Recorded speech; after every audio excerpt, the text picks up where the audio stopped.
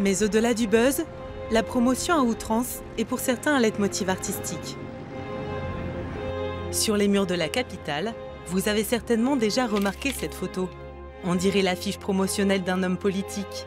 L'image est toujours la même, un visage juvénile à binocle, un certain John Hammond. Depuis 15 ans maintenant, elle est affichée un peu partout sans que personne ne sache qui est ce fameux John et ce qu'il vient nous vendre. Alors forcément, nous avons voulu savoir qui était cet homme. Paris, 2 h du matin. Une silhouette noire installe un énorme vidéoprojecteur devant la Tour Eiffel. Après l'affichage, John Hammond a décidé de passer au stade supérieur en projetant son image version XXL. Cette fois, l'ego trip est total, visible à plusieurs kilomètres à la ronde. Mais paradoxalement, John n'est pas un grand bavard. Et oui, cet artiste qui colle partout sa tronche préfère rester anonyme, caché derrière cette photo d'identité prise il y a longtemps, quand il était étudiant. Ça fait 15 ans que je ne l'ai pas changé, c'est pas aujourd'hui que je vais la changer. C'est comme un logotype, à un moment un logotype, il représente une marque, bon voilà, ce portrait il me représente, donc je n'ai pas besoin de le changer. Ce qui compte, c'est ce qui est autour. J'espère que les gens comprennent ça aussi, c'est-à-dire que je ne suis pas visible en tant que personne, justement pour ne pas interférer trop dans le travail.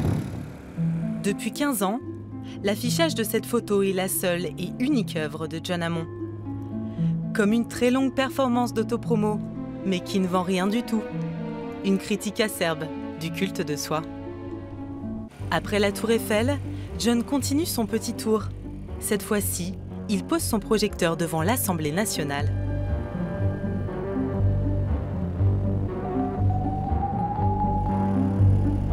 En plus, il y a le drapeau qui flotte.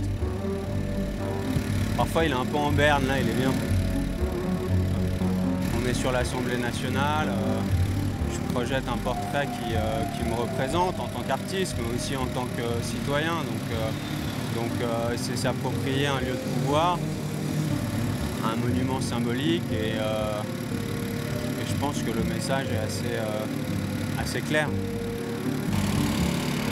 C'est presque beau, c'est presque de l'art. Du selfie à l'autopromotion, parler de soi peut donc être le point de départ de la création. Alors la prochaine fois que vous voyez votre reflet, ne vous privez pas, regardez d'un peu plus près.